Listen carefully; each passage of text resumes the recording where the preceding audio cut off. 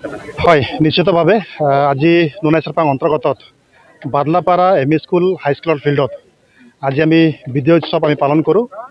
আৰু আমাৰ লক্ষ্য উদ্দেশ্য এটাই, যিহেতু যোৱা বিধানসভা নিৰ্বাচনত আমাৰ 45 নং ভেৰগাঁও বিধানসভা সমষ্টিত আমাৰ সকলো ৰাইজে যি ধৰণে আমাক আশীৰ্বাদ দিলে, যি ধৰণে আমাক সঁহাৰি জনালে, সেয়েহে আমাৰ মহেশ্বৰ বড়ো ডাঙৰীয়াক বিপুল ভোটত ৰাইজে জয়যুক্ত কৰালে আৰু ৰাজ্যক সেৱা আগবঢ়াবৰ কাৰণে এটা সুযোগ দিলে। তাৰ কাৰণে আমি এটা চিন্তা কৰিলোঁ, যিহেতু ৰাইজে ৰজা আৰু যিহেতু সকলো দলীয় কৰ্মীসকলে একদম নিষ্ঠ আকাৰে তেখেতসকলে খুব মানে এই নিৰ্বাচনত তেখেতসকলে কষ্ট কৰিছিলে। তাৰ কাৰণে আমি এটা প্ৰীতিভোজ আয়োজন কৰোঁ।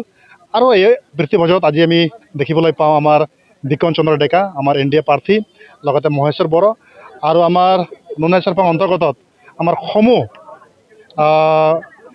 চেণ্ট্ৰেল পৰ্যায়ৰ, ডিষ্ট্ৰিক্ট পৰ্যায়ৰ বিভিন্ন চেলৰ বিষয়ববীয়া, প্ৰাইমাৰী কমিটিৰ বিষয়ববীয়া, উইমেন, ইউথ, BSU আৰু প্ৰাইমাৰী চেয়াৰমেনসকল সকলোক আজি নিমন্ত্ৰণ জনোৱা গৈছিলে। আৰু আমি সুন্দৰভাৱে আমি ৰাইজৰ লগত আমি বহি আমি এই এসাঁজ আমি প্ৰীতিভোজটো আমি অংশগ্ৰহণ কৰোঁ। হয়, আমি বিশেষকৈ ভেৰগাঁও পাৰ্টটো আমি বিশেষকৈ আমি ইনভাইট কৰিছিলোঁ। আৰু আমাৰ ভেৰগাঁও পাৰ্টত আমাৰ আঠটা প্ৰাইমাৰী ইয়াতে অন্তৰ্ভুক্ত হয়।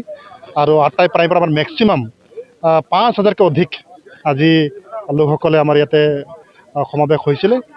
আৰু আমাৰ টংলাটো আমি কেইদিন ভিতৰতে আমি টংলা পাৰ্টটো আমি এই বিজয় উৎসৱ পালন কৰিম। তো 5,000কৈ অধিক আমি ৰাইজ আমি আজি একত্ৰিত দেখা পালোঁ। আৰু